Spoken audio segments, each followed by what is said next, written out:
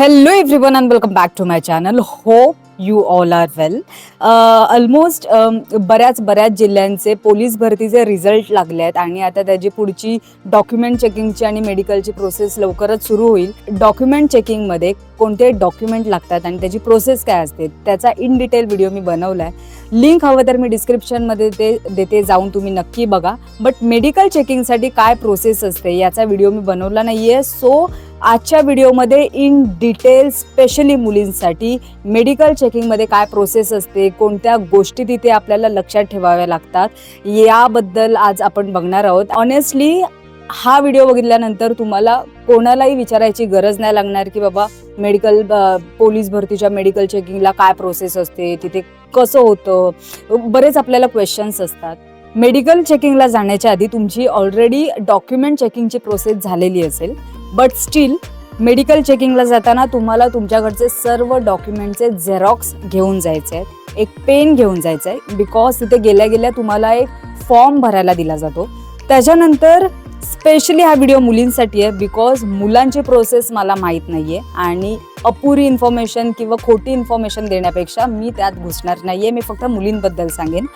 तर गेल्या गेल्या तिथे तुमचं आधी युरिन चेक केलं जातं, म्हणजे तुमची लघवी चेक केली जाते. त्याच्या थ्रू ती लोक तुमची प्रेग्नेन्सी ट्रेस करतात.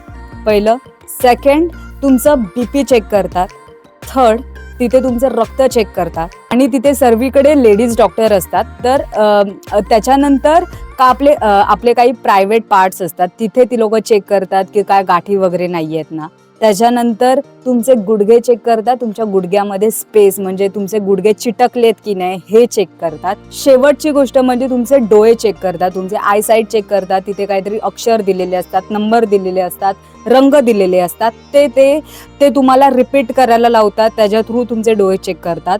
स्टील तुमच्या डोळ्यांमध्ये काय प्रॉब्लेम असेल, तुम्हाला नंबर लागलेला असेल, तर ती लोक जे हॉस्पिटल किंवा असं काहीतरी गव्हर्नमेंट हॉस्पिटल असतं त्याचे ती लोक अपॉइंटमेंट डेट देतात आणि ती लोक सांगतात की तुमच्या डोळ्याचा प्रॉब्लेम आहे आणि तुम्हाला ती लोक 1 आठवडा किंवा 2 आठवडा असा टाईम देतात. त्या टाईममध्ये जाऊन त्या हॉस्पिटलमध्ये जाऊन तुम्हाला बोलतात उपचार घ्यायला सांगतात.